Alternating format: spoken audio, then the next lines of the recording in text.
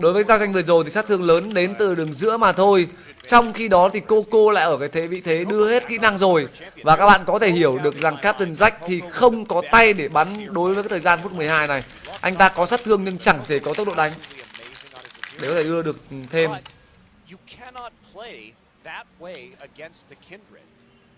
You want to go in, you want to push them off the ultimate and wait to use the Emperor's Divide, to use it that way, or to push your enemies. Or if you have the Azir on your team like we saw in the first Bây giờ đường dưới này, match of the night with KT. cái vấn đề vẫn là con Kindred nó quá lợi thế. Bởi vì trong cả một khoảng thời gian dài bị bớt xong chẳng ai chết cả.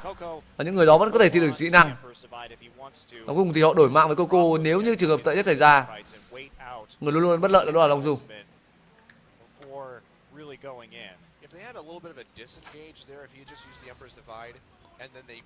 Một bên có rồng và một bên có sứ giả.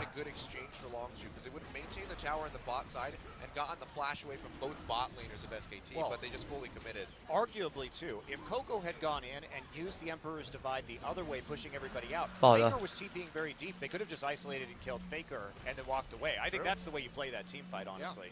Yeah, even better option right there for you. But you can see with all of this Trông rất khó chịu từ bên phía Wazir.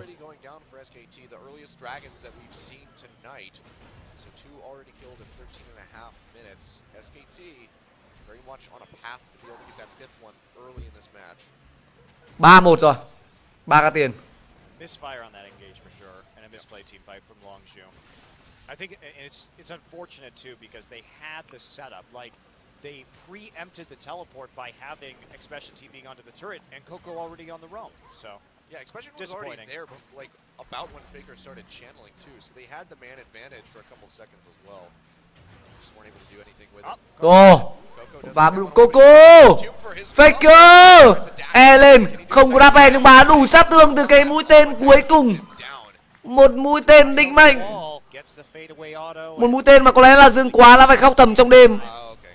Trong cái ngày tang lễ của Coco. Và di chuyển tốt của Faker. Pha rồi như Coco không có khăn ở chưa có thanh tẩy. 4-1 dành cho SKT.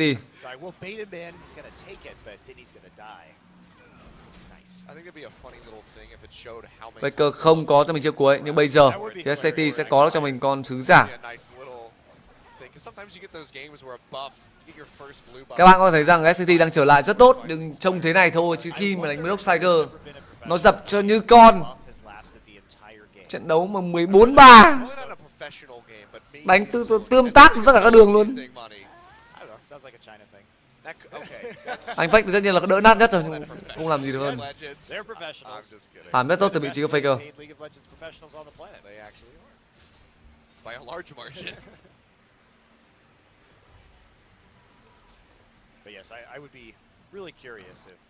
Hôm nay cũng có cặp VC Gaming mà ấy hay lắm á, nhưng mà mình không có cắt được LPL. Cặp hôm nay cũng hay lắm. Going around, passed around from player to player to player. Community blue buff. Crash sang được tiến đường dưới. Ping. Họ có tầm nhìn của Wolf.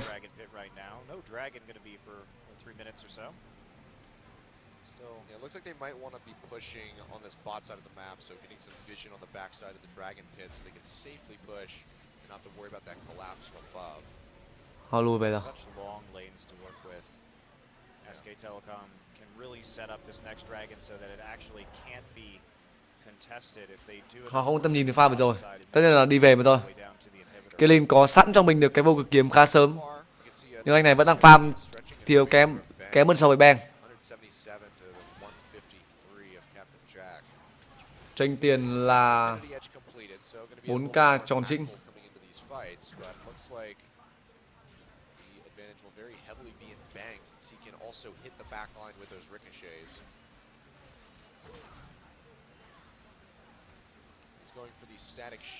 Họ sẽ đẩy khu vực nào đây?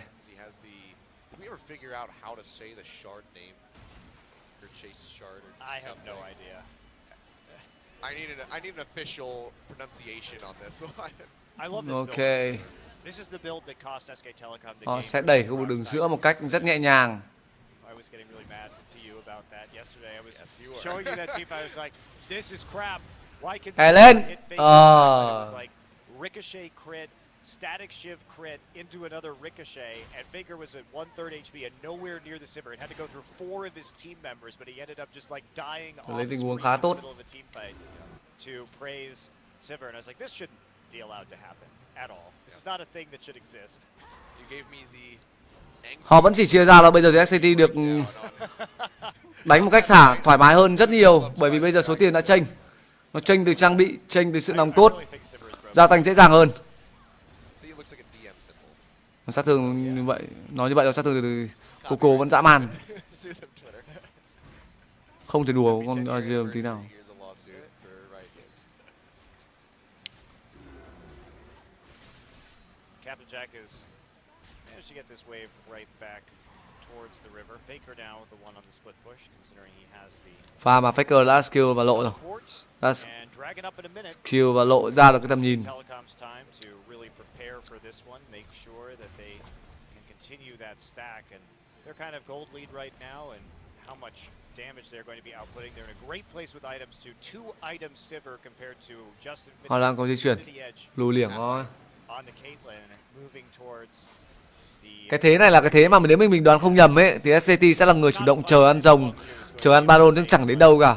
Chúng ta sẽ hơi buồn ngủ ở cái pha này, nhưng có lẽ chúng ta cũng nên phải chờ, tại vì có những cái khoảnh khắc mà họ chắc chắn trong giao tranh. actually impossible at this point in time, considering they've got them all the way back by their tier. Xem LPL, LCK đúng là không sướng bằng LPL, trong khi bên một bên là đánh nhau triền miên. For those Swifties, Mà chiến thuật thì có những lúc họ di chuyển khá là tinh quái, White is quick. bắt bớ. Bang gets ahead and gets those 2 kills and the assist, and suddenly he has an advantage. And Berserker creeps as well, which is something that we actually haven't seen on too many of the Sivers that have come out recently. We've been seeing a lot of, just Swifties Biết là ai ăn on rồi đấy. Sivir as well for that better positioning in these fights, but Bang looking Ở đường trên thì Marine, xin lỗi mọi người, Duke và vị trí của Apexion very vẫn đang chỉ pha hòa hoãn, bởi vì hai con này đấm nhau thì nó cũng hơi mệt mỏi. Đây chờ rồng rồi, có rồng rồi. Right? Wet Bang noodle Wars. fight. Hooray. So nothing they can really do about this. Yeah, double TP up in the top side. Both can interrupt each other. Not gonna have anything too crazy. Họ đang muốn ping ở khu Baron để có thể chiếm được nhìn Baron. Taken down. Dragon gets picked up by SKT. Rồng 3 dành cho SKT, rồng cực sớm phút thứ 19. Like, Lose the game. yep. That's what I would assume, because Caitlyn is Trận đấu gần nhất mà SCT gặp với Longzhu thì SCT thua. she gets Sự trở lại này thì sẽ như thế nào đây? and it's going to be too late for them, because by the time she gets 3 items, SK Telecom's going to have 4 dragons, and then they have to deal with 5th dragon forever. And this is also Captain Jack kind of going against the standard understanding that Ping you ping. ideally want a Zeal item with your Infinity Edge, if not completing the Zeal item before your Infinity Edge. So going to be the last part of the Hurricane that he buys, oddly enough. So I Nó guess đẩy he's vào đường looking giữa. for the attack speed, but it is going to make the Caitlyn suffer a little bit more overall as far as effective build path it goes. They're under a lot of threat here too. Have to think about this Caitlyn, and SK Telecom. Quẻ ghê. Look at that, minion waves at the inhibitors. So Baron à? we have a chance here to dive the mid lane. Các bạn chờ tí nhá, mình tè cái. Caitlyn in the side lanes. You need to be able to punish the deep freezes through aggression on towers. That's how you typically come out of these scenarios with a lead. Because if you just let them deep freeze like that, you lose so much farm, and then you can allow your opponents to get back into the game. So it requires some aggressive play to punish.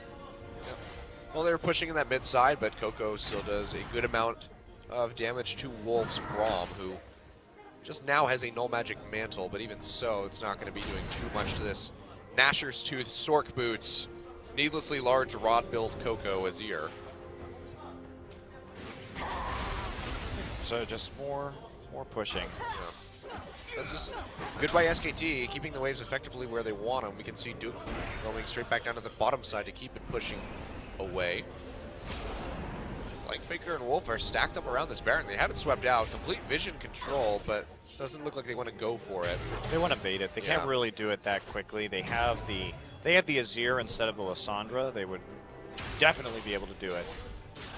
But they have to have Duke there in order to tank it. Otherwise, it's just Wolf tanking it, and that's not going to be pretty. They could get chunked out. So it's just maybe they get lucky and force a face check here, but Longzhu would be a little bit smarter, one would hope. Traps going down. Yeah, I didn't see what time he got it, but Duke, or Blank rather, is already sated with Asterix. Very strong Azir. Very strong Kindred. Just naming champions as I see them, it seems. Interesting that he went for the Sterix before completing his Maw. So I guess there's an understanding that he needs to be a little bit tankier here against the poke. Yeah, wants that to will go come into in these- from Coco and Captain Jack. Yeah, wants to be able to stay in these extended fights. So far, they haven't been able to open up. Captain Jack, though, is getting a bit more powerful. The Hurricane's completed for him. You can see, though, very much behind Bang. Leaps and bounds behind Bang and Gold. Well, 1,500 separating them at the moment. Well, the extra turret and the farm and kill disadvantage will do that for you. So Bang still can't really siege against this Azir. They're making very slow work of this mid lane turret through chipping with minion waves. They're still doing a good job of splitting. Duke has just been stuck in that bot side for the last forever.